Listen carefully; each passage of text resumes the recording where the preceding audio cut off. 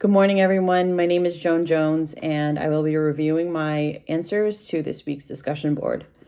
To summarize the case study, a teaching hospital must find a solution to decrease the readmission rates of CHF patients. To do this, a data mining model was used to search through over 15,000 hospitalization charts over the course of 4 years. The algorithms identified patterns, and researchers determined that the length of time to follow up with discharged CHF patients played a role in readmission. To combat this, they made a program that initiated a follow-up process for these patients post-discharge, which ultimately reduced readmission rates. The use of data mining addressed the care gaps for these specific patients. In our text, data mining is defined as the process of using software to sort through data to discover significant patterns and relationships. This software improves patient outcomes by preserving continuity of care as patients transition back into their communities. And so, with the evidence from the data that was collected, a new protocol was applied in clinical practice to manage these care gaps. Patient engagement can improve overall patient outcomes. This case study showed that the informatics changed the clinical practice to promote patient engagement. With the implementation of this program, continuity of patients' care was maintained. CHF patients were more involved in their plan of care through communicating with their healthcare team and through reminders for following up on appointments, even within the outpatient setting. This makes them more cognizant of the importance in their follow-up care post-discharge, and that involvement can also promote a sense of security, autonomy, and patience, knowing that they aren't left to their own after discharge, which can be a confusing and vulnerable time for them. So that assistance with this transition can help patients be more involved in managing their health. As a nurse in the outpatient setting now, I think that patients can benefit from programs like in this case study, and that would be programs that help patients manage their conditions through the help of resources and members of their healthcare team.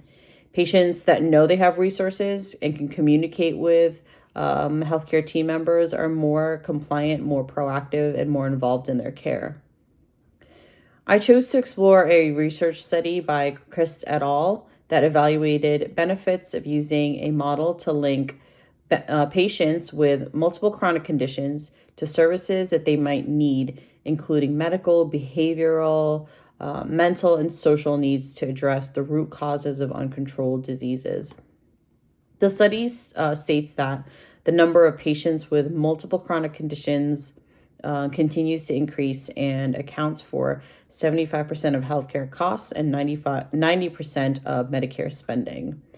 The model proposed in this study reports how healthcare systems and community resources can help the patients manage their conditions, and primary care providers play a huge role in implementing this because they manage these conditions in the outpatient setting primarily. So they should partake in community and hospital solutions.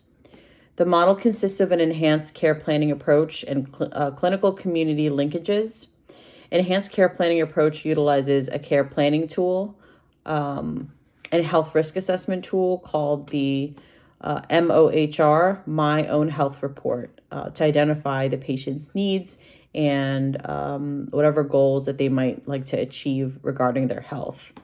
This is the basis of the care plan, and a clinician, a patient navigator, and a community health worker can seek out resources to help the patient achieve their goals. The clinical community linkage component focuses more so on the roles that the clinician, the navigator, and the community health worker will play to ensure that patients progress in achieving their goals. And to ensure that they're communicating with the healthcare team regularly and updating the My Own Health Report or their care plan as needed as they achieve their individual goals. Electronic data that would be collected would mostly be qualitative data from surveys or interviews to determine patient satisfaction with the model regarding, were their needs met, were they able to achieve their goals. Quantitative data would include evaluating if the patients in this program had improved medical outcomes like controlled A1C levels, stable blood pressures, a decrease in their weight, lowers depression severity. Some barriers for this program include patients' responsiveness in their plan of care. To show progress, patients would have to play an active role in this program. And the use of the tool, the My Own Health Report tool, can also be a barrier to patients who may not be as tech savvy, especially as it needs to continuously be updated. I would use the Iowa model for this program to determine its significance in a primary care setting and whether it would be beneficial. There is evidence to support that improved patient outcomes occur when both the patients and the healthcare team members are involved and they're communicating in the patient's plan of care. And so once that's determined, this program can be implemented and be successful. That completes my answers to this week's discussion board. Thank you all for listening.